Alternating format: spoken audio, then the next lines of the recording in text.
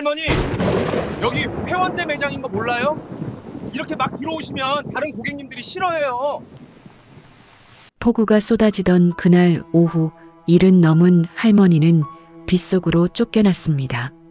낡은 점퍼에 삐뚤어진 우산 하나, 그것이 할머니의 전부였습니다. 자, 마셔.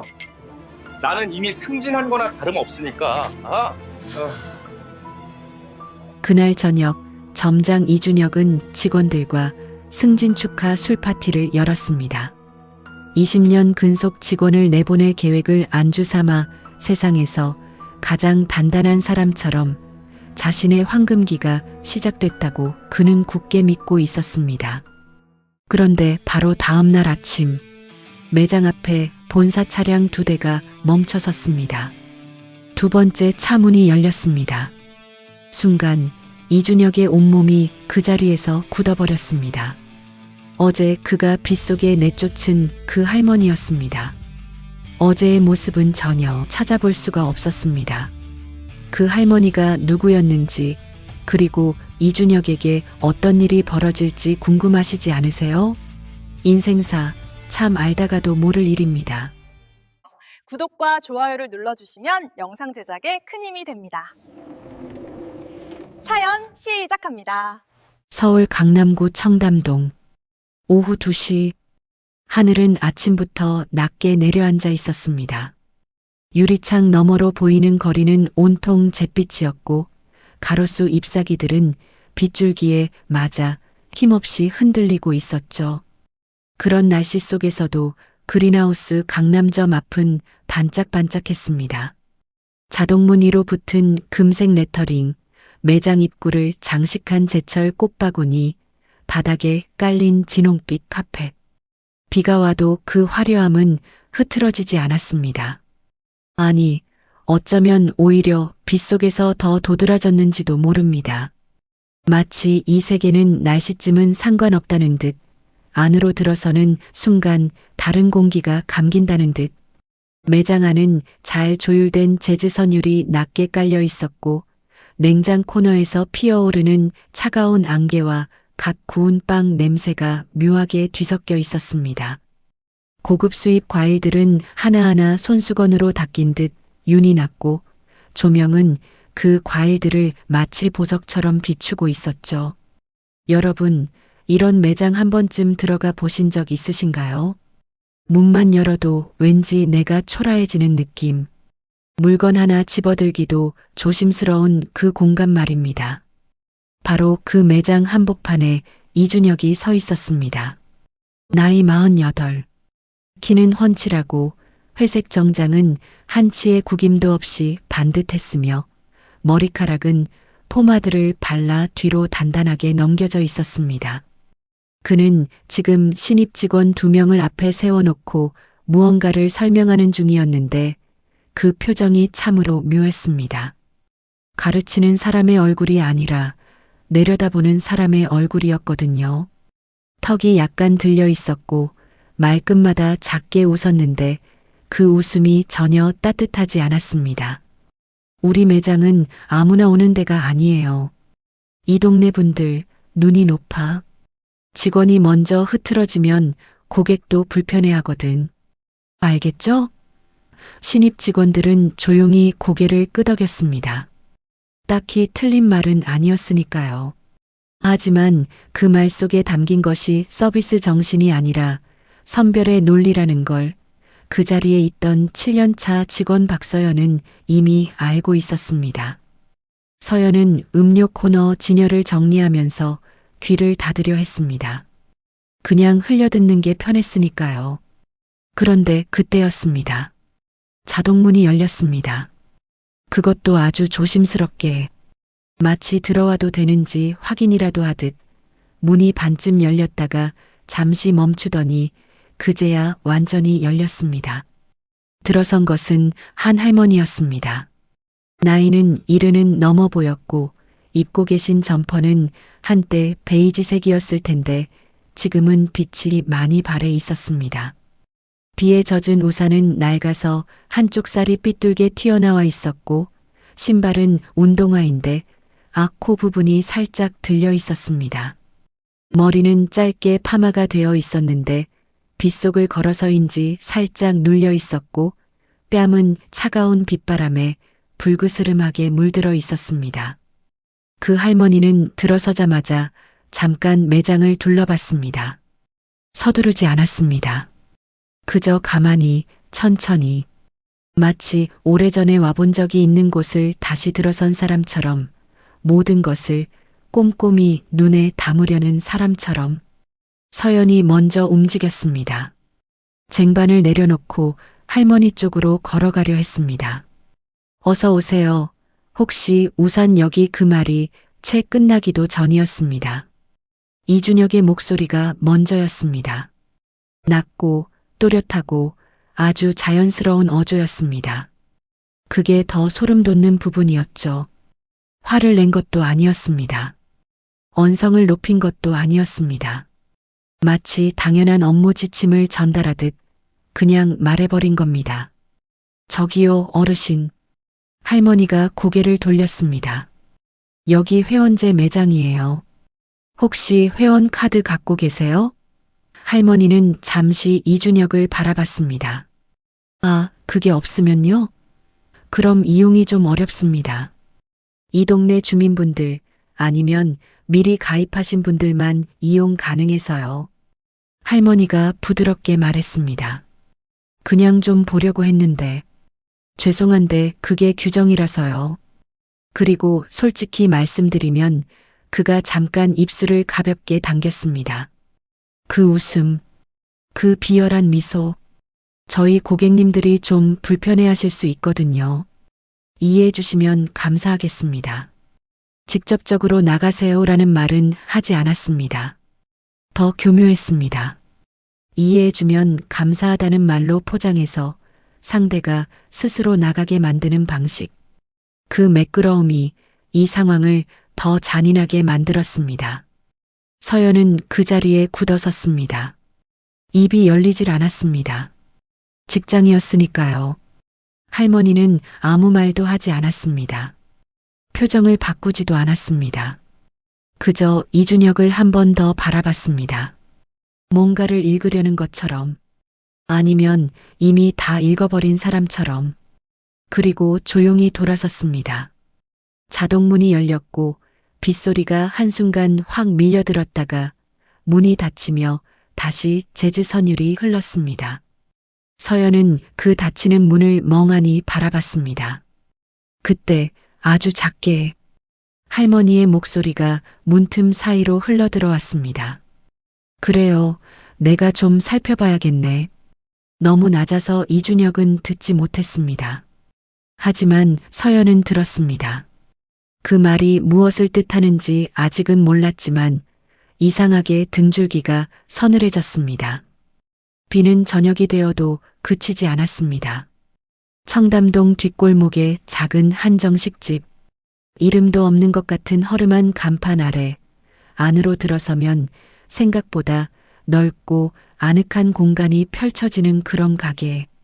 개인실 하나가 통째로 빌려져 있었고 테이블 위에는 이미 전골 냄비가 끓고 있었습니다.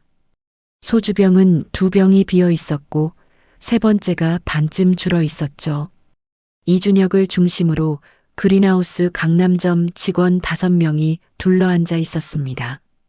분위기는 축제였습니다. 이준혁이 잔을 들며 말했습니다. 자, 다들 수고했어요. 오늘부터 우리 매장 정식으로 총괄 매니저 직속 관리 매장됩니다. 내가 승진하면서 여기 등급이 올라간 거예요. 그 말은 여러분도 같이 올라가는 거라고. 직원들이 박수를 쳤습니다. 와 하는 탄성도 나왔습니다. 이준혁은 그 박수를 한 몸에 받으며 소주잔을 단숨에 비웠습니다. 그 얼굴이 얼마나 흡족했는지. 여러분, 살다 보면 이런 사람 한 번쯤 보셨을 겁니다. 칭찬받을 때와 안 받을 때가 확연히 다른 사람. 아랫사람 앞에서는 한없이 여유 있어 보이지만 윗사람 앞에서는 표정이 달라지는 사람. 이준혁이 딱 그랬습니다. 술이 2잔 더 들어가자 그의 혀가 느슨해지기 시작했습니다. 처음엔 그냥 승진 이야기를 했습니다. 그런데 점점 그 이야기가 다른 데로 흘러가기 시작했습니다. 근데 솔직히 말하면요. 그가 목소리를 약간 낮췄습니다. 비밀을 공유하는 척 친근하게, 하지만 실은 과시하고 싶어서 이번에 본사 감사 때 내가 숫자를 좀 다듬었어요. 다듬은 거야, 조작이 아니라. 그가 웃었습니다. 옆에 앉은 부점장이 어색하게 따라 웃었습니다.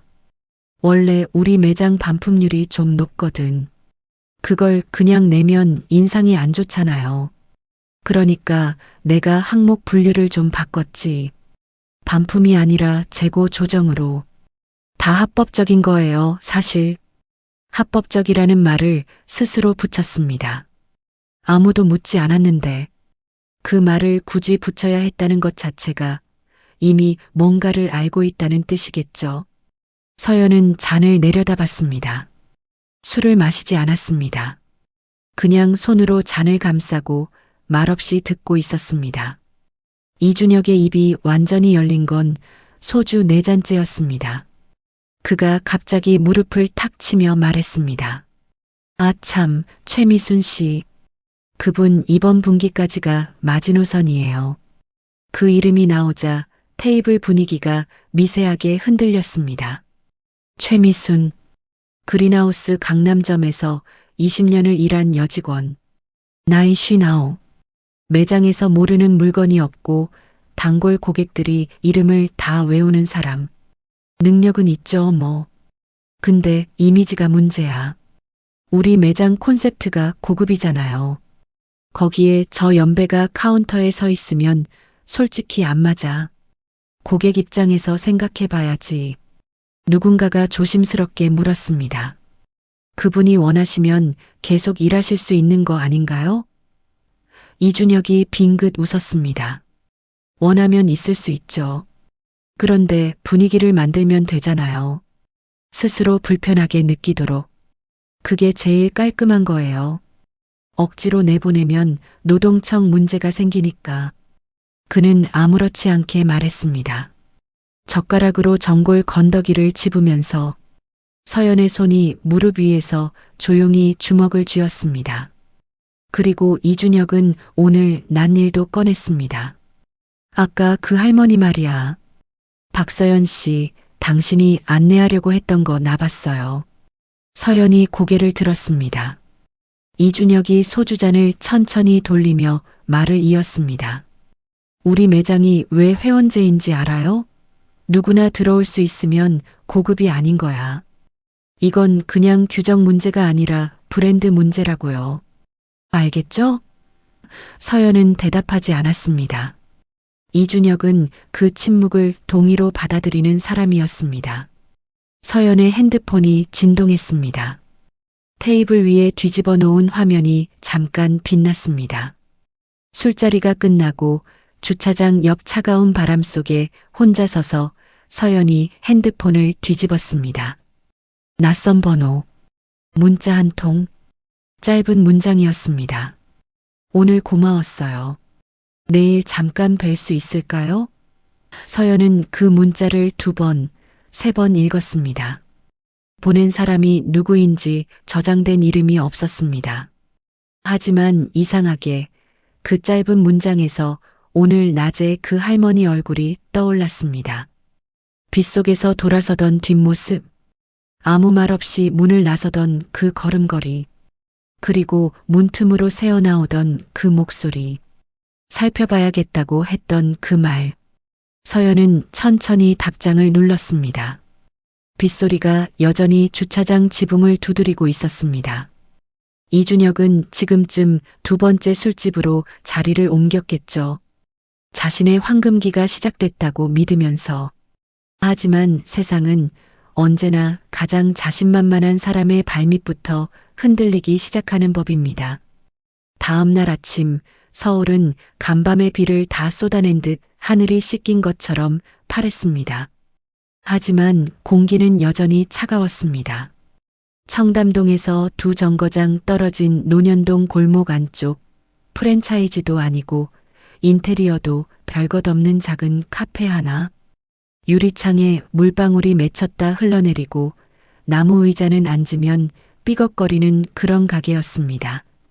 박서연은 문을 열고 들어서자마자 구석 자리를 찾았습니다. 그리고 그곳에 할머니가 이미 와 계셨습니다. 어제와는 사뭇 달랐습니다. 낡은 점퍼 대신 깔끔하게 다린 남색 카디건, 머리는 단정하게 빗어 넘겨져 있었고 테이블 위에는 따뜻한 유자차 한 잔이 놓여 있었습니다. 하지만 손은 여전히 그대로였습니다. 마디가 굵고 손등에 검버섯이 몇 개 피어 있는 오래 일한 사람의 손.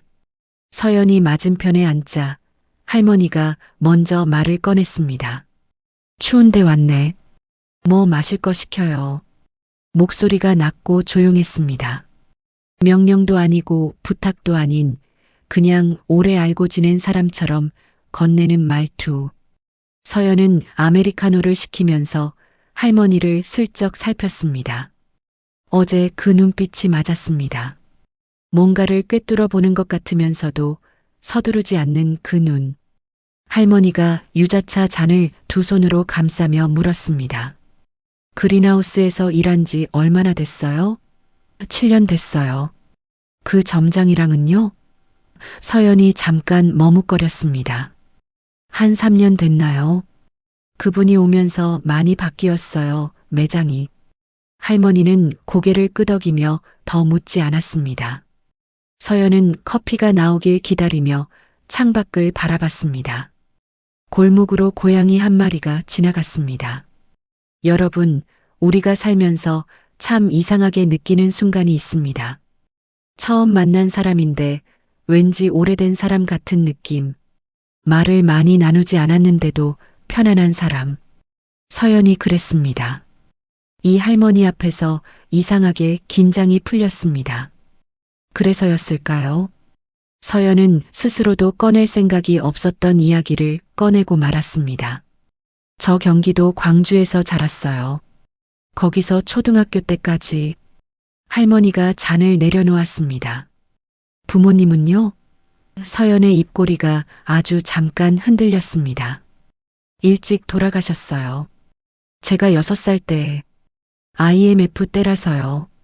할머니가 아무 말도 하지 않았습니다. 그 침묵이 어색하지 않았습니다. 오히려 꼭 맞는 크기의 침묵이었습니다. 서연이 계속했습니다. 동네 할머니들이 많이 키워주셨어요. 제가 이 집 저 집 다니면서 밥 얻어먹고 어릴 때는 그게 창피했는데 지금은 그녀가 웃었습니다. 조금 쓸쓸하게. 그게 제일 따뜻한 기억이에요. 할머니의 눈이 잠깐 내리깔렸습니다. 손가락이 유자차 잔 위에서 아주 미세하게 움직였습니다. 그것을 서연은 보지 못했습니다. 두 사람은 1시간 가까이 앉아 있었습니다. 이야기는 자꾸 다른 데로 흘렀다가 돌아왔습니다.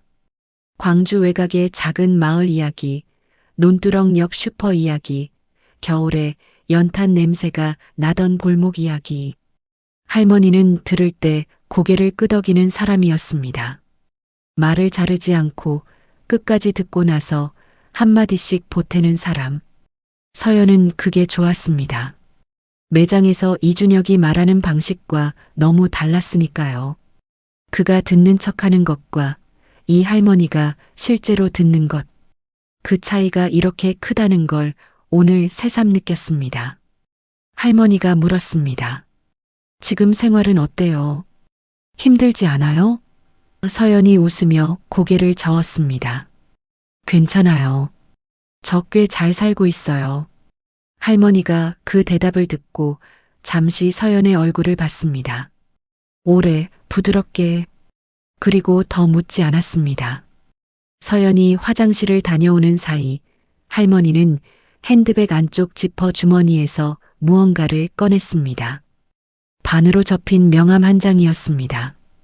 평범한 흰 종이였는데 명함치고는 두께가 달랐습니다. 코팅이 아주 고급스러웠고 각인된 글씨는 작고 단정했습니다.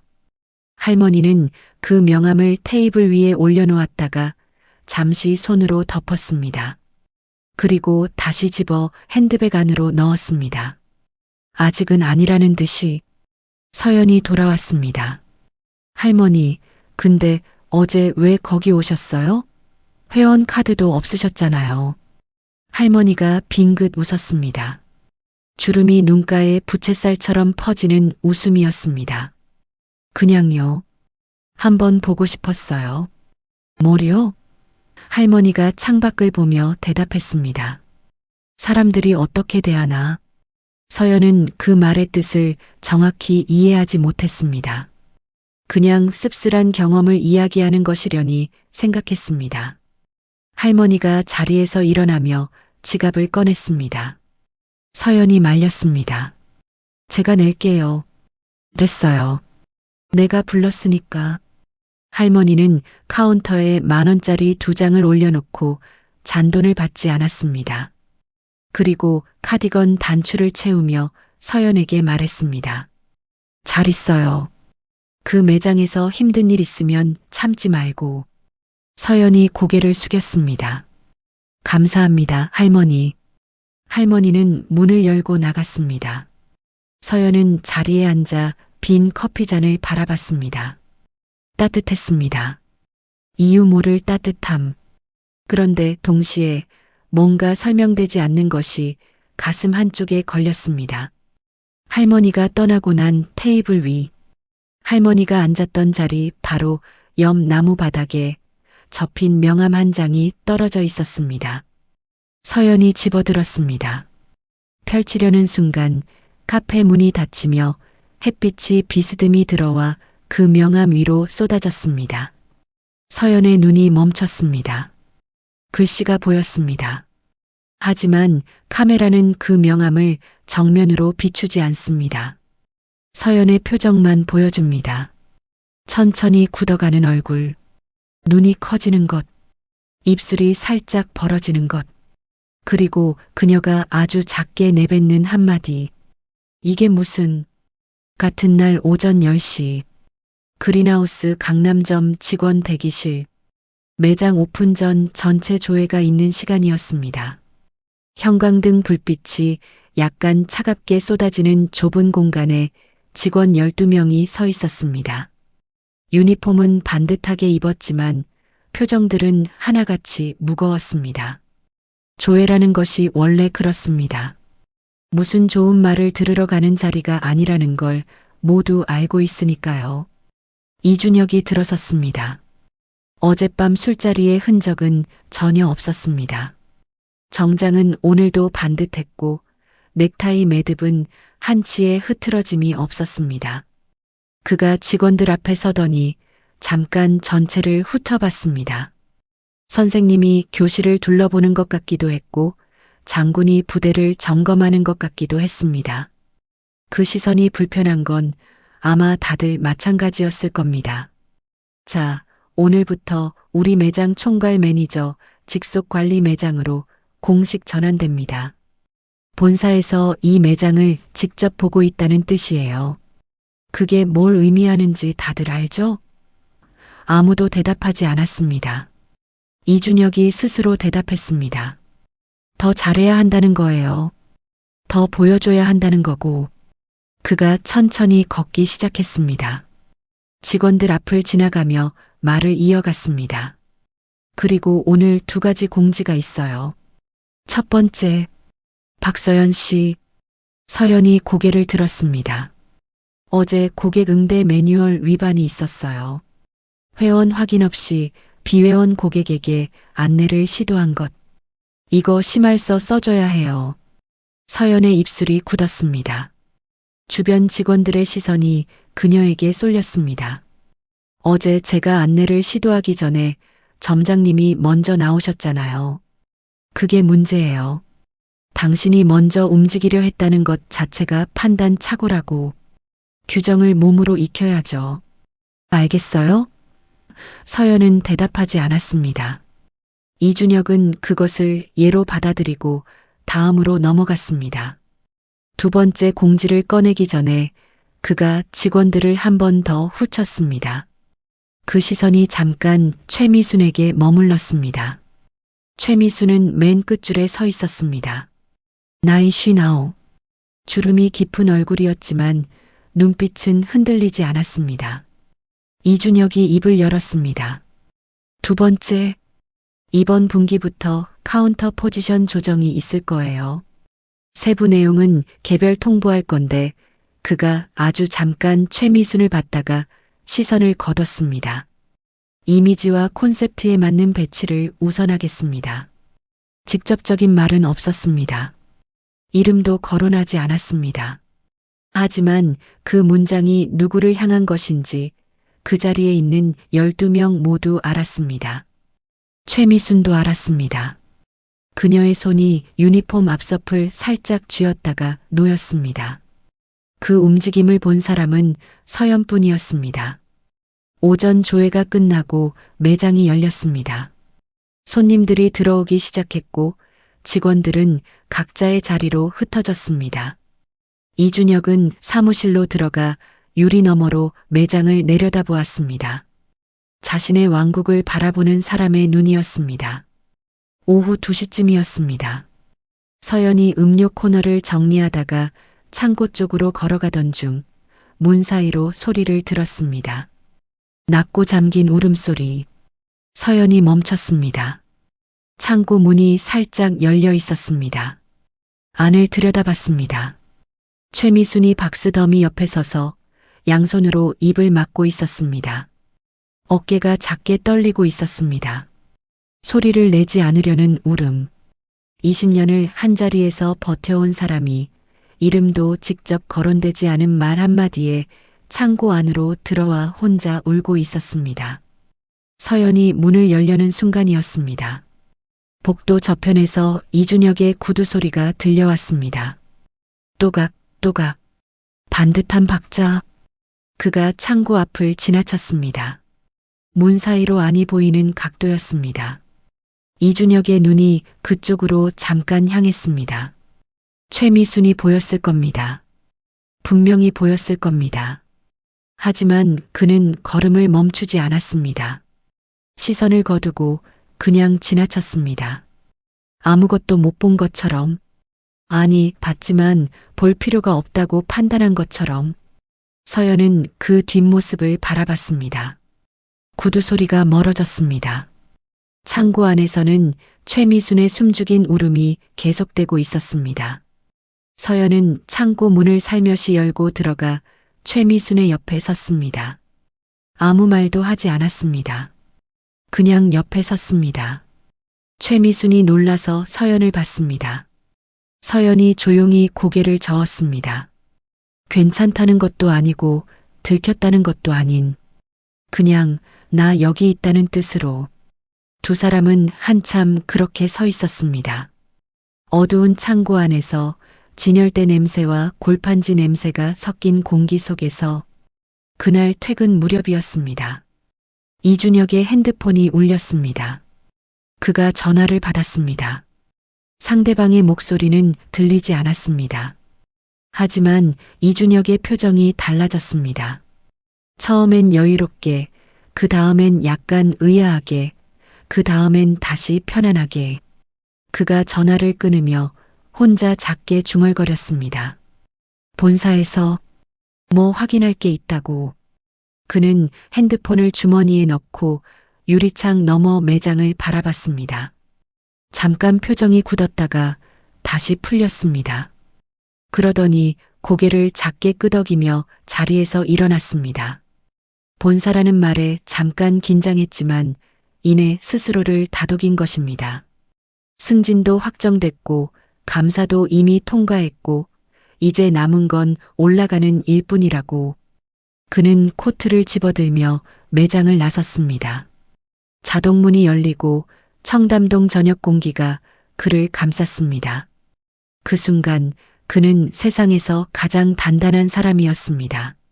내일 아침까지는, 다음 날 아침 8시 40분, 그린하우스 강남점 주차장, 매장 오픈까지 20분이 남아 있었습니다.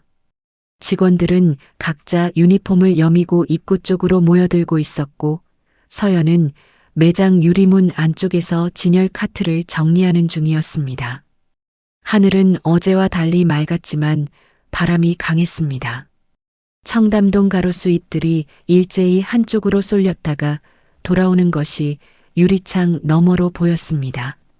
이준혁은 오늘따라 평소보다 일찍 나와 있었습니다. 사무실이 아니라 매장 입구 쪽에 서서 주차장을 내다보고 있었는데 어딘가 들뜬 기색이었습니다. 어깨를 한 번씩 펴고 소매를 한 번씩 당기는 것이 누군가를 맞이할 준비를 하는 사람의 몸짓이었습니다.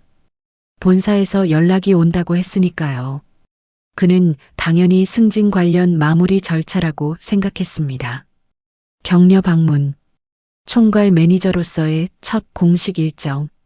그는 그걸 기대하고 있었던 겁니다. 9시 정각이 되기 직전이었습니다. 주차장 입구로 차 2대가 들어섰습니다. 검은색 세단.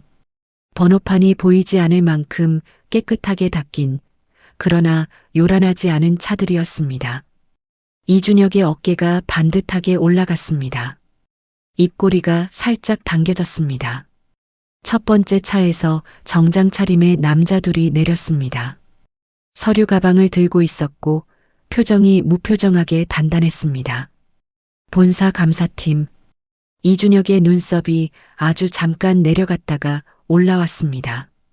감사팀이라는 게 좀 뜻밖이었지만 그래도 괜찮았습니다.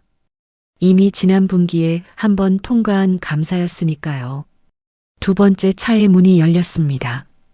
운전석 쪽 직원이 먼저 내려 뒷문을 열었습니다. 이준혁은 그쪽을 바라봤습니다. 그리고 굳었습니다.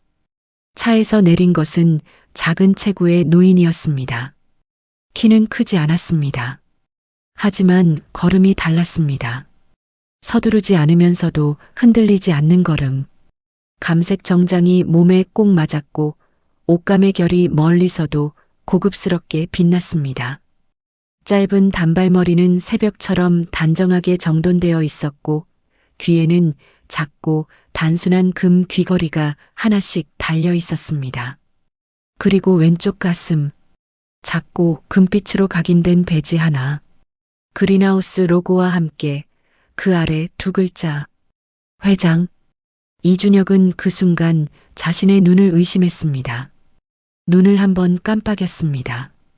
다시 봤습니다. 틀리지 않았습니다. 이틀 전 빗속에 서 있던 그 할머니였습니다.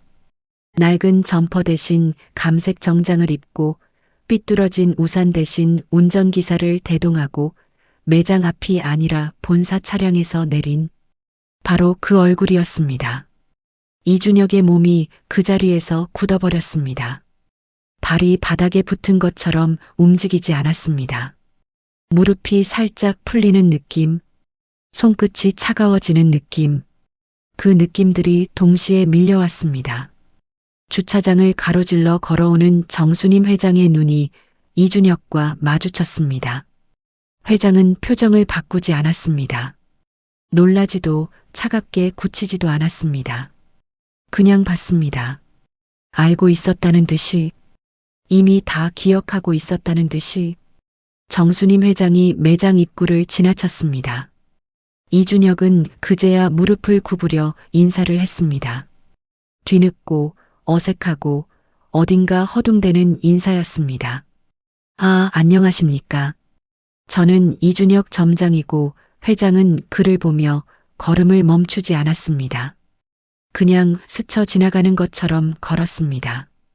그러다가 이준혁과 어깨가 나란해지는 순간 걸음을 딱 한 박자 늦췄습니다. 돌아보지 않았습니다. 그냥 정면을 보면서 아주 낮고 조용한 목소리로 말했습니다. 미리 알아봤어야 했는데. 그리고 다시 걸었습니다.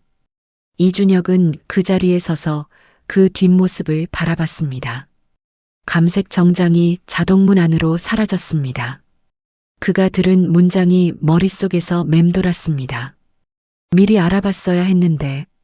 그 말이 무슨 뜻인지 이준혁은 알 것도 같고 모를 것도 같았습니다. 하지만 분명한 것은 하나였습니다. 그 문장이 위로가 아니라는 것. 그 문장이 지금 이 상황을 시작하는 말이라는 것. 이준혁의 등에서 식은 땀이 한 줄기 흘러내렸습니다. 매장 안 서연은 카트를 밀다가 멈췄습니다. 자동문이 열리며 들어선 사람을 봤습니다. 감색 정장의 그 얼굴. 어제 카페에서 유자차를 두 손으로 감싸쥐던 그 손. 서연의 손에서 카트 손잡이가 미끄러질 뻔했습니다. 정수님 회장이 매장 안으로 들어서며 천천히, 아주 천천히 공간 전체를 둘러봤습니다. 진열대를 보는 것 같기도 했고 공기를 읽는 것 같기도 했습니다. 그 눈이 서연과 마주쳤습니다. 회장이 아주 작게 눈으로만 웃었습니다. 서연은 어제 카페 바닥에서 집어든 명함이 떠올랐습니다. 그 명함에 적혀 있던 글자들. 정수님, 그린하우스 유통그룹, 회장, 그리고 그 아래 덧붙여진 손글씨 한 줄. 잘 지켜보고 있어요. 서연은 그 순간에야 모든 것이 연결됐습니다. 어제 카페에서의 질문들, 매장에서 일한 지 얼마나 됐느냐고, 점장이랑은 얼마나 됐느냐고. 그게 그냥 안부가 아니었습니다. 다 듣고 있었던 겁니다. 다 알고 싶었던 겁니다. 서연은 카트 손잡이를 다시 꽉 쥐었습니다. 심장이 빠르게 뛰었습니다. 주차장에서는 이준혁이 여전히 자동문을 바라보며 서 있었습니다. 그의 얼굴에서 핏기가 조금씩 빠져나가고 있었습니다. 오전 9시 반. 그린하우스 강남점 2층 회의실. 평소에는 직원 교육이나 재고 회의 때만 쓰이는 공간이었는데 오늘은 분위기가 달랐습니다. 테이블 위에 서류 더미가 쌓였고 노트북 2대가 열려 있었으며 본사 감사팀 직원 3명이 자리를 잡고 앉아 있었습니다. 그들의 표정은 공통적으로 하나였습니다. 아무런 감정도 내비치지 않겠다는 표정. 그게 오히려 더 무서운 법입니다. 이준혁은 회의실 문 앞에서 한 번 숨을 고른 뒤 들어섰습니다. 평소에 그였다면 이런 자리에서도 주도권을 잡으려 했을 겁니다. 먼저 인사하고 먼저 자리를 권하고 상황을 자기 페이스로 끌어오는 방식. 하지만 오늘은 달랐습니다. 들어서는 발걸음부터 달랐습니다. 감사팀 팀장이 고개를 들며 말했습니다. 앉으세요, 점장님. 이준혁이 자리에 앉았습니다. 팀장이 서류 한 장을 테이블 위에 올려놨습니다. 지난 2분기 재고 관리 항목부터 확인하겠습니다. 이준혁이 서류를 봤습니다. 숫자들이 빼곡했습니다. 그가 직접 작성한 숫자들이었습니다. 반품을 재고 조정으로 분류해 바꿔놓은 항목들. 술자리에서 다 합법적인 거라고 했던 그 내용들. 팀장이 한 항목을 손가락으로 짚었습니다. 이 항목, 지난 3월에 반품 처리된 건데 재고 조정으로 올라와 있네요.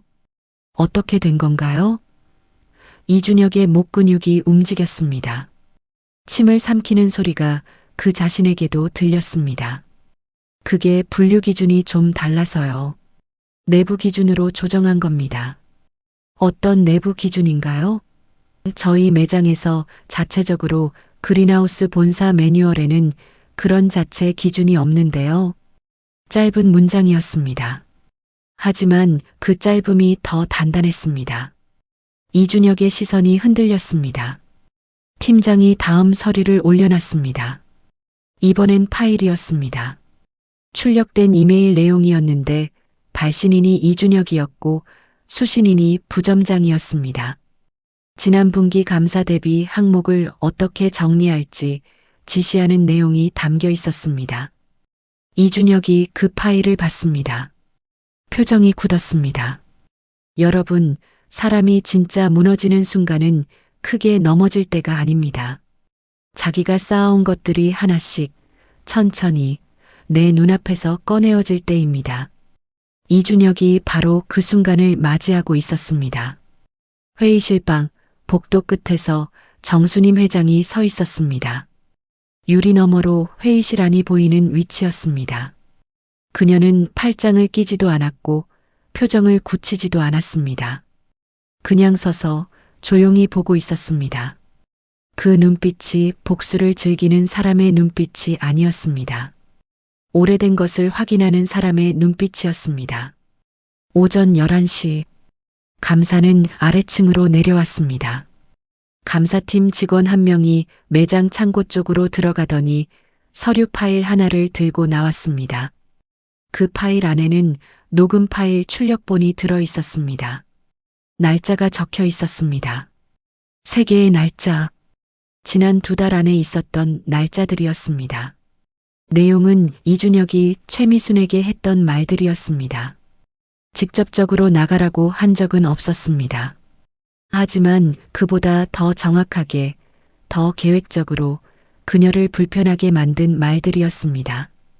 회의 자리에서 공개적으로 실수를 지적한 것, 단골 고객 응대를 다른 직원으로 교체하도록 지시한 것, 이미지 쇄신이라는 명목으로 카운터 배치에서 제외한 것, 그것들이 날짜 순서대로 정리되어 있었습니다. 누군가가 미리 기록해 두었던 겁니다. 이준혁이 그 파일을 건네받았을 때 그의 손이 아주 미세하게 떨렸습니다. 팀장이 말했습니다. 이 내용은 직원 괴롭힘 관련 사내 규정 위반 항목으로 검토하겠습니다. 이준혁의 입에서 말이 나오려 했습니다. 해명하려 했습니다. 하지만 말이 조각조각 흩어졌습니다. 그 순간 회의실 문이 열렸습니다. 정수님 회장이 들어섰습니다. 아무도 그녀를 부르지 않았는데 타이밍이 정확했습니다. 회장이 자리에 앉았습니다. 팀장이 보고서를 건넸습니다. 회장은 그것을 처음부터 읽기 시작했습니다. 서두르지 않았습니다. 한 장 한 장. 이준혁은 그 시간 동안 아무 말도 할 수 없었습니다. 회장이 읽는 속도가 너무 느려서 그 침묵이 고문처럼 길었습니다. 매장 아래층에서는 서연이 음료 코너 앞에 서서 물건을 진열하고 있었습니다. 하지만 손만 움직이고 있었지 눈은 계단 위 2층을 향해 있었습니다. 최미순이 카운터에서 고객 응대를 하다가 잠깐 손을 멈췄습니다. 평소와 똑같은 자리, 똑같은 일이었지만 오늘은 뭔가 달랐습니다. 건물 전체가 숨을 참고 있는 것 같은 느낌. 2층에서 회장이 보고서를 다 읽고 펜을 들었습니다. 서명란에 사인을 했습니다. 아주 작고 단정한 사인이었습니다. 그 작은 사인이 이 건물 안에서 일어나는 모든 것을 바꾸는 사인이었습니다. 이준혁은 그 사인을 바라봤습니다. 손에 들려있던 펜이 테이블 위로 떨어졌습니다. 소리가 났습니다. 딸깍. 아주 작은 소리였는데 회의실 안에서 그 소리가 유난히 크게 울렸습니다. 감사팀 팀장이 봉투 하나를 꺼냈습니다. 흰 봉투, 이름도 적혀 있지 않은 봉투. 그것을 이준혁 앞에 내려놓으며 말했습니다. 확인하시기 바랍니다. 이준혁이 봉투를 집어들었습니다. 손가락이 봉투 입구를 잡았습니다. 열려는 순간 카메라가 그의 얼굴을 잡았습니다. 눈이 아주 빠르게 움직이는 것, 입술이 한번 당겨지는 것, 그리고 봉투를 여는 손끝이 아주 미세하게 떨리는 것. 그 봉투 안에 무엇이 들어있는지 지금 이 순간은 아무도 말해주지 않습니다. 봉투 안에 무엇이 들어있었는지는 조금 뒤에 알게 됩니다. 먼저 이 이야기를 해야 할 것 같습니다. 정수님, 나이 74, 그린하우스 유통그룹 회장. 하지만 그 직함 앞에 아무도 잘 모르는 이름이 하나 있었습니다. 경기도 이천의 작은 첨가물 가게 주인 정수님. 지금으로부터 40년 전의 이야기입니다. 그 시절 이천은 지금과 달랐습니다. 논길 옆으로 트럭이 다니고 새벽 4시면 도매시장에 리어카를 끌고 나가야 했던 시절. 수님은 그때 34살이었습니다. 남편과 둘이서 가게를 시작했는데 가게라고 해봤자 지붕 달린 리어카 수준이었습니다. 여름엔 복숭아가 녹아내리고 겨울엔 손이 얼어서 돈을 받다가 지폐를 떨어뜨리는 날도 있었습니다. 동네 슈퍼에 외상을 넣어도 제때 받지 못하는 날이 많았고 배달을 갔다가 개한테 물려 응급실에 간 적도 있었습니다. 그 시절의 수님에게 가장 무서운 것은 가난이 아니었습니다. 무시였습니다. 시장에서 좌판을 펴고 있으면 고급 백화점 식품관 직원들이 지나가며 힐끗거리던 눈빛, 납품 미팅을 가면 로비에서 기다리라고 하고는 2시간을 세워두던 일, 초라해 보인다는 이유만으로 문 앞에서 돌려보내졌던 그날들, 그 경험들이 수님의 몸 어딘가에 켜켜이 쌓였습니다. 지워지지 않는 방식으로. 그래서였습니다. 그녀가 그린하우스를 일으키고 지점이 하나에서 10이 되고 10이 30이 되던 그 시간 동안 그녀는 매년 한 번씩 혼자 매장을 돌아다녔습니다. 제일 낡은 점퍼를 입고 낡은 운동화를 신고 아무 장식 없이 40년 전 그 리어카를 끌던 자신의 모습으로.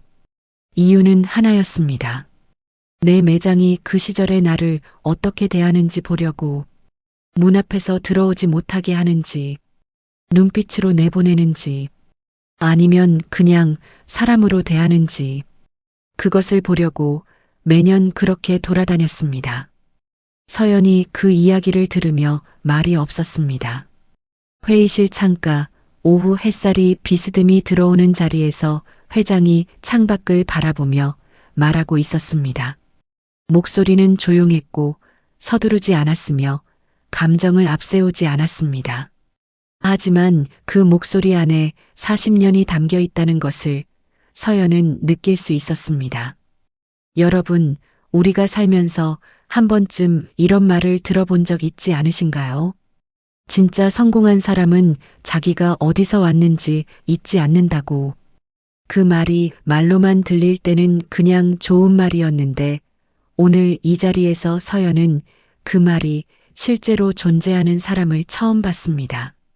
서연이 조용히 물었습니다. 할머니, 이번에 여기 오셔서 쫓겨나셨을 때 많이 속상하셨죠? 회장이 잠깐 창밖을 봤습니다. 청담동 가로수가 바람에 흔들리고 있었습니다. 그리고 말했습니다. 속상한 건 나보다 저분들이 더 했겠지. 눈짓이 창문 아래 매장 쪽을 향했습니다. 카운터에 서 있는 최미순이 보이는 방향이었습니다. 서연의 눈이 잠깐 붉어졌습니다. 회장이 자리에서 일어나 창가를 떠났습니다. 테이블로 돌아와 핸드백을 열었습니다. 그리고 서류 봉투 하나를 꺼냈습니다. 이준혁에게 건넨 흰 봉투와는 달랐습니다. 이것은 오래된 봉투였습니다. 모서리가 살짝 눌려 있었고 색이 약간 발해 있었습니다. 하지만 잘 보관된 봉투였습니다. 구겨진 곳 없이 반듯하게. 회장이 그것을 서연 앞에 내밀었습니다. 이거 당신이 받아야 할 것 같아서. 서연이 봉투를 받아들었습니다. 가볍지 않았습니다. 무언가 여러 장이 들어있는 느낌이었습니다. 뭔가요? 열어봐요. 서연이 봉투 입구를 조심스럽게 열었습니다. 종이가 여러 장 들어있었습니다. 첫 번째 장을 꺼냈습니다. 빛바랜 사진이었습니다. 흑백은 아니었지만 색이 많이 발해 있었습니다. 사진 속에는 젊은 남자가 있었습니다. 나이는 30대 초반쯤으로 보였고 작업복을 입고 있었습니다. 웃고 있었는데 그 웃음이 눈에 익었습니다. 서연은 그 얼굴을 한참 들여다봤습니다. 그리고 손이 멈췄습니다. 그 웃음이 자신이 거울에서 보는 웃음과 닮아 있었습니다. 눈꼬리가 내려가는 방식, 입모양이 비대칭으로 당겨지는 것. 서연의 심장이 천천히 그러나 깊게 내려앉았습니다. 회장이 말했습니다. 박진수 씨, 당신 아버지. 서연의 손끝이 사진 모서리를 쥐었습니다. 손이 떨렸습니다. 회장이 계속했습니다. 그린하우스가 이천에서 세 번째 지점을 낼 때 창고 물류팀장으로 일하셨어요. 나한테는 처음으로 믿고 맡길 수 있는 사람이었고, 잠깐 말이 끊겼습니다. 회장의 눈이 테이블 위 어딘가를 봤습니다. 현재가 아닌 다른 시간을 보는 눈이었습니다. IMF 때 사고가 났어요. 새벽 배송 중에 도로가 얼어서 서연이 숨을 참았습니다. 그 이야기를 처음 듣는 게 아니었습니다. 하지만 이 자리에서 이 사람의 입으로 듣는 건 처음이었습니다. 가시기 전에 나한테 연락이 왔어요. 전화였는데 남은 사람들 잘 부탁한다고. 그 사람은 그 말 한마디만 했어요. 더 말하지 않았어. 서연의 눈에서 눈물이 한 방울 떨어졌습니다. 사진 위로 떨어졌습니다. 서연이 황급히 손등으로 닦으려 했습니다. 회장이 말렸습니다. 그냥 둬요. 그리고 조용히 말을 이었습니다. 당신이 광주 외곽 마을에서 동네 할머니들한테 밥 얻어먹으며 컸다고 했지요. 그 할머니들이 받은 돈이 어디서 왔는지 당신은 몰랐겠죠. 서연이 고개를 들었습니다. 눈이 빨갛게 물들어 있었습니다. 회장이 말했습니다. 내가 보냈어요. 매달 그 사람이 남긴 몫이라고 생각하고. 서연의 입에서 말이 나오지 않았습니다. 소리도 나오지 않았습니다. 그냥 눈물만 흘렀습니다. 회장이 잠시 기다렸다가 덧붙였습니다. 왜 진작 말하지 않았냐고 묻고 싶겠죠. 서연이 고개를 끄덕였습니다. 말 대신. 회장이 답했습니다. 내가 스스로 서고 싶어 한다는 거 알았거든. 그 애비 딸이니까. 그 말이 끝나는 순간 서연이 소리내어 울기 시작했습니다. 오래 참아온 울음이었습니다. 어릴 때 창피해서 참은 울음, 혼자라서 참은 울음, 직장에서 억울해서 참은 울음. 그 모든 것들이 한꺼번에 터졌습니다. 회장은 서연 옆에 조용히 앉아 있었습니다. 다독이지 않았습니다. 괜찮다고 하지도 않았습니다. 그냥 옆에 있었습니다. 그것으로 충분했습니다. 서연이 한참을 울었습니다. 울음이 잦아들 무렵 회장이 물을 한 잔 건넸습니다. 서연이 두 손으로 받아 한 모금 마셨습니다. 손이 아직도 떨렸습니다. 봉투 안에는 사진 말고도 더 있었습니다. 종이 몇 장? 서연의 아버지가 그린하우스에 입사할 때 쓴 자필 이력서였습니다. 삐뚤빼뚤한 글씨로 빼곡하게 채워진 칸들. 학력란에는 고등학교 졸업이라고만 적혀 있었고 지원 동기란에는 이렇게 써 있었습니다. 열심히 하겠습니다. 단 5글자.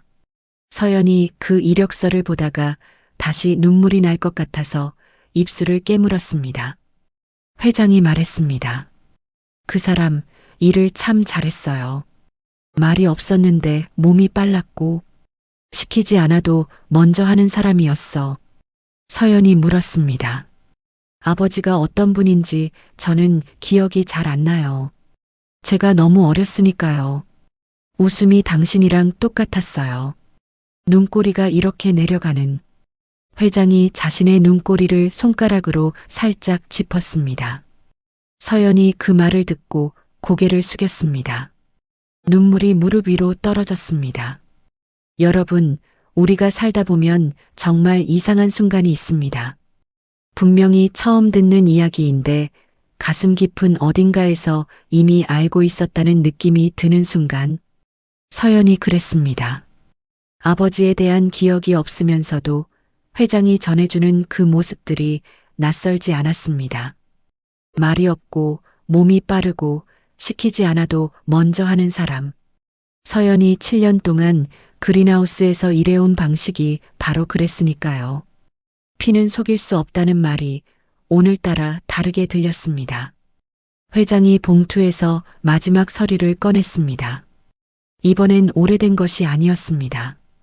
최근에 작성된 것처럼 깨끗했습니다. 서연이 받아들어 읽기 시작했습니다. 눈이 빠르게 움직이다가 중간쯤에서 멈췄습니다. 그리고 다시 처음으로 돌아가 천천히 읽었습니다. 다 읽고 나서 고개를 들었습니다. 이게 무슨 말이에요? 회장이 말했습니다. 읽은 대로예요. 저한테 지점 운영을 맡기겠다고요? 이 매장 말고 새로 여는 지점. 당신이 처음부터 만들어가는 거예요. 서연의 입이 열렸다 닫혔습니다. 아무 말도 나오지 않았습니다. 회장이 덧붙였습니다. 7년 동안 지켜봤어요, 나는. 그 점장이 심할서 쓰라고 할 때도, 창고에서 최미순 씨 옆에 있어줄 때도 다 보였어요. 서연이 그 말을 듣고 눈을 감았습니다. 눈 위로 눈물이 다시 맺혔습니다. 이번 눈물은 아까와 달랐습니다. 슬픔이 아니었습니다. 오래 혼자 버텨온 사람이 누군가 지켜보고 있었다는 것을 처음으로 알았을 때 나오는 눈물이었습니다. 그 눈물이 제일 뜨겁습니다. 서연이 눈물을 닦고 서류를 내려놓을 때 회의실 문이 조용히 열렸습니다. 최미순이 들어섰습니다. 노크를 했는데 서연이 듣지 못했던 것 같았습니다. 최미순이 상황을 보고 멈추려 했지만 회장이 손짓으로 들어오라고 했습니다. 최미순이 문 쪽에 서서 눈치를 봤습니다. 서연이 일어나 최미순에게 걸어갔습니다. 그리고 아무 말 없이 그 어깨를 감싸 안았습니다. 최미순이 놀랐습니다. 어깨가 굳었다가 천천히 풀렸습니다. 두 사람이 그렇게 잠깐 서 있었습니다. 회장이 최미순을 바라봤습니다. 오래 기다리셨죠? 최미순이 눈을 깜빡였습니다. 저한테 하시는 말씀이세요? 20년이면 오래 기다린 거죠. 최미순의 입술이 움직이다가 멈췄습니다. 회장이 계속했습니다. 원래 이 자리는 당신 같은 분이 있어야 해요. 오래 일한 사람, 단골이 이름 아는 사람. 그게 우리 매장이어야 하는데. 최미순의 눈이 붉어지기 시작했습니다. 그녀는 이 건물에서 20년을 일했습니다. 고객의 생일을 기억하고 아이들이 커가는 것을 지켜보고 단골이 오면 그 사람이 좋아하는 물건을 미리 꺼내두었습니다. 그것이 일이기도 했지만 그것이 그녀가 이 자리를 20년간 지킨 이유이기도 했습니다. 그런데 그 시간이 나이가 많다는 이유 하나로 지워질 뻔했습니다. 최미순이 눈물을 참으려고 고개를 약간 들었습니다. 그러면 눈물이 안 흘러내린다는 걸 오랜 경험으로 아는 사람처럼 회장이 일어섰습니다. 그리고 테이블 위에 있던 서류 하나를 최미순 앞에 내밀었습니다. 임시 점장 대행 발령이에요. 후임 점장이 결정될 때까지. 최미순이 서류를 받아들었습니다. 손이 떨렸습니다. 손마디가 굵고 거친 손이었습니다. 20년 동안 박스를 들고 카운터를 닫고 물건을 진열한 손. 그 손이 떨렸습니다. 회장이 그 손을 잠깐 봤습니다. 그리고 아주 작게 말했습니다. 내가 늦었네. 그 말이 최미순의 눈물을 결국 터뜨렸습니다. 소리 없는 눈물이었습니다. 어깨도 흔들리지 않았습니다. 그냥 눈에서 눈물이 흘렀습니다. 오래 참아온 사람의 눈물이 딱 그렇습니다. 소리가 없습니다. 서연이 최미순의 어깨에 손을 얹었습니다. 회의실 안이 조용했습니다. 청담동 오후 햇살이 유리창을 통해 세 사람 위로 내려앉았습니다. 그 빛이 따뜻했습니다. 뭔가 오래 잘못된 것이 제자리를 찾아가는 순간의 온도처럼. 그때 서연이 무언가 생각난 듯 회장에게 물었습니다. 할머니, 그럼 이준혁 점장은요? 그 봉투 안에 뭐가 들어 있었어요? 회장이 창밖을 보며 잠깐 말을 아꼈습니다. 그리고 돌아보며 말했습니다. 끝낸 건 아니에요. 서연이 눈썹을 올렸습니다. 아직 그 사람한테 한 가지가 남았어요. 이준혁이 봉투를 연 것은 오전 11시였습니다. 회의실 안 감사팀 팀장이 맞은편에 앉아 있었고 창밖에서 들어오는 햇살이 테이블 위를 비추고 있었습니다. 봉투 안에서 꺼낸 것은 2장의 서류였습니다. 첫 번째 장은 인사 발령 통보서였습니다. 이준혁의 눈이 빠르게 훑었습니다. 총괄 매니저 승진. 그 글자를 찾으려 했습니다. 없었습니다. 대신 다른 글자들이 있었습니다. 직위 조정, 대기 발령, 그리고 그 아래 사직 권고 검토 대상. 이준혁의 눈이 멈췄습니다. 다시 읽었습니다. 달라지지 않았습니다. 2번째 장을 봤습니다. 이번엔 긴 문서였습니다. 지난 2분기 감사 결과 요약서. 항목마다 빨간 표시가 되어 있었습니다. 재고 조작 정황, 직원 괴롭힘 정황, 비회원 고객 부당 대응 사례. 마지막 항목이 이준혁의 눈에 걸렸습니다. 비회원 고객 부당 대응. 날짜가 적혀 있었습니다. 이틀 전 날짜였습니다. 비가 오던 그날, 그 짧은 문장 하나가 이 서류에 담겨 있었습니다. 이준혁이 서류를 내려놓았습니다. 손이 떨리지 않으려고 테이블 위에 손바닥을 눌렀습니다. 팀장이 말했습니다. 이의가 있으시면 열흘 내로 본사 인사팀의 서면으로 제출하시면 됩니다. 이준혁이 고개를 들어 팀장을 봤습니다. 해명을 하려 했습니다. 숫자 조작은 자체 기준이었다고, 직원 배치는 매장 이미지 관리였다고, 그 할머니는 규정대로 안내한 것뿐이라고. 그 말들이 목구멍까지 올라왔습니다. 그런데 그 순간 회의실 문이 열렸습니다. 정수님 회장이 들어섰습니다. 이준혁이 자리에서 반쯤 일어났습니다. 회장이 손짓으로 앉으라고 했습니다. 그리고 맞은편 자리에 앉았습니다. 잠시 이준혁을 봤습니다. 차갑지 않았습니다. 그렇다고 따뜻하지도 않았습니다. 그냥 정확한 눈이었습니다. 사람을 오래 봐온 사람의 눈. 회장이 먼저 말을 꺼냈습니다. 서류 봤죠? 이준혁이 고개를 끄덕였습니다. 할 말 있어요? 이준혁의 입이 열렸습니다. 그런데 이상했습니다. 늘 말이 많던 사람이었는데, 술자리에서 자기 이야기를 2시간씩 하던 사람이었는데, 지금 이 자리에서는 말이 나오지 않았습니다. 회장 앞에서 꺼낼 수 있는 말이 생각보다 없었습니다. 회장이 기다렸습니다. 서두르지 않고 이준혁이 결국 말했습니다. 죄송합니다. 딱 3글자였습니다. 회장이 그 말을 듣고 잠깐 테이블 위를 봤습니다. 그리고 말했습니다. 그 말 나한테 하는 거예요? 이준혁이 눈을 들었습니다. 나한테 할 사람이 몇 명 있어요. 최미순 씨한테도 해야 하고, 박서연 씨한테도 해야 하고, 이틀 전 빗속에 내보낸 그 할머니한테도 해야 하는데. 회장이 말을 잠깐 멈췄습니다. 그 할머니가 나라는 거 지금은 알겠죠. 이준혁의 얼굴이 다시 굳었습니다. 알고 있었습니다. 알고 있으면서도 지금 이 순간까지 그 사실을 어떻게 처리해야 할지 몰랐습니다. 회장이 계속했습니다. 당신 능력이 나쁜 게 아니에요. 실적은 진짜였으니까. 조작하기 전 숫자도 나쁘지 않았어. 이준혁이 그 말을 듣고 눈을 깜빡였습니다. 예상하지 못한 말이었습니다. 회장이 이어 말했습니다. 문제는 하나예요. 사람을 몰라봐요. 겉을 보는 사람이에요. 그게 이 일에서 제일 치명적인 거예요. 유통업이 뭔지 알아요? 결국 사람이거든. 물건이 아니라. 이준혁이 고개를 숙였습니다. 회장이 마지막으로 말했습니다. 해고는 아니에요. 이준혁이 고개를 들었습니다. 회장이 그를 보며 말했습니다. 대신 조건이 있어요. 1년간 본사 물류창고에서 일해요. 새벽 배송도 하고 재고 정리도 하고 가장 아래에서부터 다시 시작하는 거예요.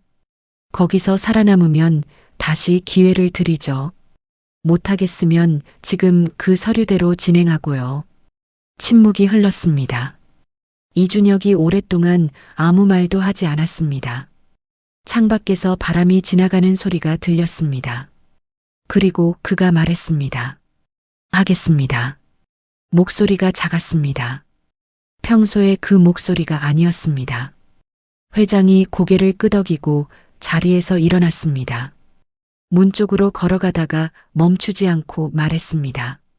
창고의 사람들 다 오래 일한 분들이에요. 배울 게 많을 거예요. 문이 닫혔습니다. 이준혁은 그 닫힌 문을 한참 바라봤습니다. 회의실 안에 혼자 남았습니다. 아무도 없는 공간에서 그는 처음으로 자기 자신과 마주 앉아 있었습니다. 아래층 매장에서는 잠시 후 전 직원 공지 방송이 울렸습니다. 임시 점장 대행 최미순. 오늘부터 매장 스피커를 통해 그 이름이 흘러나오는 순간 카운터에 서 있던 최미순의 어깨가 아주 미세하게 떨렸습니다.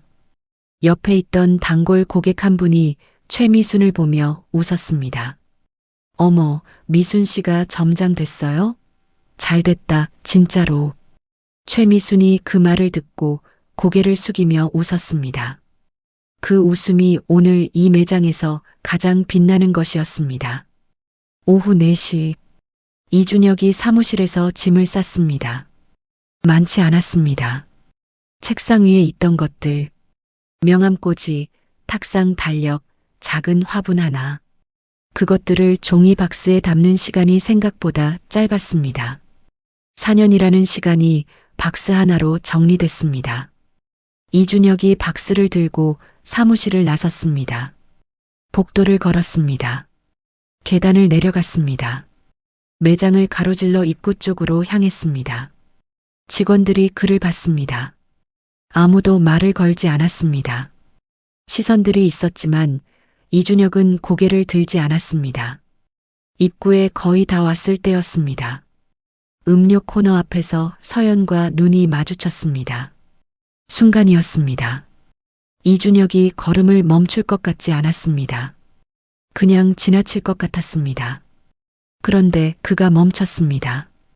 박스를 든 채로 서연 앞에서 그리고 고개를 숙였습니다. 말은 없었습니다. 그냥 고개를 숙이는 것뿐이었습니다. 하지만 그것이 이 사람에게서 나올 수 있는 가장 솔직한 표현이었습니다. 서연이 그 인사를 받았습니다. 고개를 끄덕이는 것으로 이준혁이 다시 걸었습니다. 자동문이 열렸습니다. 청담동 오후 햇살이 쏟아졌습니다. 박스를 든 남자가 그 빛 속으로 나갔습니다. 자동문이 닫혔습니다. 서연은 그 닫히는 문을 보다가 고개를 돌렸습니다. 최미순이 카운터에서 단골 고객과 웃으며 이야기하고 있었습니다. 그 모습이 오래된 사진처럼 제자리에 있었습니다. 서연은 다시 음료 진열로 돌아갔습니다. 손을 움직이면서 이상하게 가슴이 가볍다는 것을 느꼈습니다. 오래 눌려있던 것이 치워진 것 같은 가벼움. 그리고 그날 저녁 창고로 향하는 이준혁의 뒷모습이 매장 CCTV에 마지막으로 찍혔습니다. 반듯하던 정장 대신 작업복이었습니다.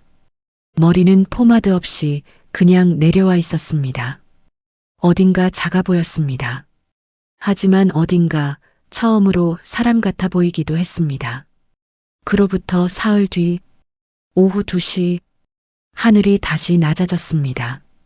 아침부터 흐리더니 점심 무렵부터 빗방울이 떨어지기 시작했습니다. 청담동 거리는 우산들로 가득 찼고 그린하우스 입구에는 우산꽂이가 놓였습니다. 진홍빛 카펫 위로 빗물이 살짝 번졌습니다. 오후 2시 10분 자동문이 열렸습니다. 들어선 것은 어르신 한 분이었습니다. 나이는 70 중반쯤으로 보였고 낡은 체크무늬 우산을 들고 있었습니다. 점퍼는 베이지색이었는데 빗속을 걸어서인지 어깨 부분이 살짝 젖어 있었습니다. 신발은 운동화였고 머리는 파마가 약간 눌려 있었습니다. 사흘 전과 닮은 모습이었습니다. 그런데 이번엔 달랐습니다. 자동문이 열리자마자 가장 가까이 있던 신입 직원이 먼저 움직였습니다.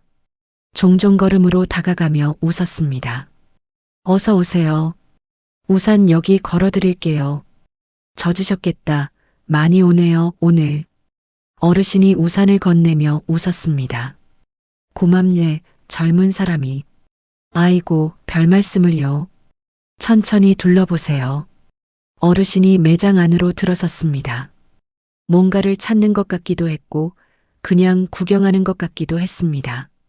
서두르지 않았습니다. 매장 안쪽 통로 끝 유리창 앞에 정수님 회장이 서 있었습니다. 오늘은 정장이 아니었습니다. 얇은 니트에 편한 바지 차림이었습니다. 혼자였습니다. 수행원도 서류도 없이 그냥 서서 방금 들어온 그 어르신과 신입 직원을 바라보고 있었습니다. 그 장면을 오래 봤습니다. 어르신이 과일 코너 쪽으로 걸어가고 직원이 옆에서 뭔가를 설명하고 두 사람이 같이 웃는 장면을. 회장의 눈가가 살짝 붉어졌습니다. 감추려 하지 않았습니다. 그냥 봤습니다. 그 빛 속에서 오래된 것이 제자리를 찾은 것을 확인하는 사람의 얼굴로.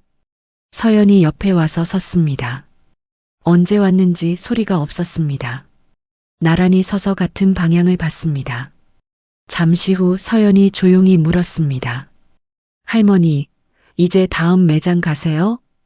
회장이 대답하지 않고 빗소리를 들었습니다. 유리창을 두드리는 빗소리.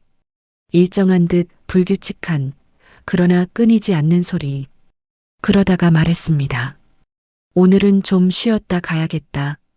서연이 웃으며 물었습니다. 왜요? 회장이 유리창 너머를 바라보며 말했습니다. 오늘따라 비가 참 곱네. 그 말이 끝나고 두 사람은 한동안 아무 말도 하지 않았습니다. 빗소리가 대신 말을 했습니다. 유리창 위를 흘러내리는 물줄기가 빛을 받아 반짝였습니다. 매장 안에서는 재즈 선율이 여전히 흘렀고 카운터에서는 최미순이 단골 고객과 이야기하는 소리가 낮게 들렸습니다. 아무것도 극적이지 않았습니다. 그냥 오후였습니다. 그냥 비 오는 날이었습니다. 하지만 사흘 전과는 달랐습니다. 그 차이가 어디서 오는 건지 말로 설명하기는 어렵습니다. 같은 공간인데, 같은 빗소리인데 공기가 달랐습니다. 사람이 달랐으니까요. 서연이 회장 옆에서 말했습니다. 할머니, 저 그 지점 잘할 수 있을지 모르겠어요. 솔직히 무서워요. 회장이 서연을 보지 않고 말했습니다. 무서운 사람이 잘해요. 안 무서운 사람이 실수하는 거예요. 서연이 그 말을 받아 잠시 생각했습니다. 할머니는 처음에 무서우셨어요? 회장이 작게 웃었습니다. 주름이 눈가에 퍼지는 웃음이었습니다. 겁에 질렸었지. 매일. 서연이 그 웃음을 봤습니다. 처음 카페에서 봤던 그 웃음이었습니다. 유자차를 두 손으로 감싸쥐던 그 손. 빗속에서 돌아서던 그 걸음. 문틈으로 흘러들어오던 그 목소리. 살펴봐야겠다고 했던 그 말. 모든 것이 이제 연결됐습니다.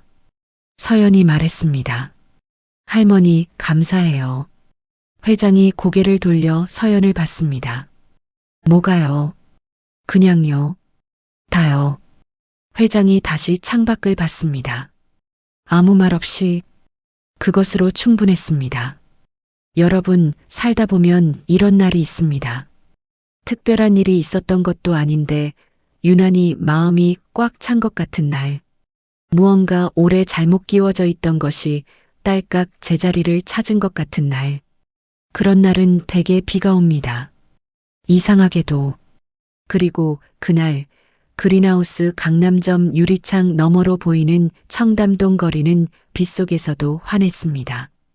몇 주 뒤 본사 물류창고의 새벽 배송 명단에 이준혁의 이름이 올랐습니다. 새벽 4시 영하의 날씨. 그가 처음으로 리어카를 끌었습니다. 손이 얼었습니다. 옆에서 20년 된 창고 직원이 말했습니다. 장갑 안 챙겼어요? 이 바닥에서 장갑이 제일 중요한데.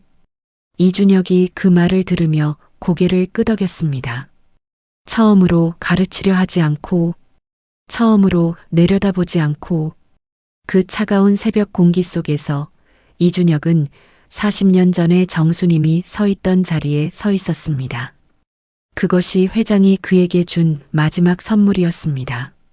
징벌이 아닌 가르침으로서의 응징. 마지막 내레이션이 흐릅니다. 진짜 어른은 증명하지 않아도 빛납니다. 그리고 진짜 응징은 상대를 무너뜨리는 것이 아니라 일으켜 세우는 것입니다. 비가 그친 청담동 오후, 그린하우스 유리창에 햇살이 들었습니다. 환하고 조용하고 오래된 것처럼 따뜻했습니다. 사연을 끝까지 시청해 주셔서 감사합니다. 공감 사연을 댓글로 남겨주시면 함께 응원하겠습니다.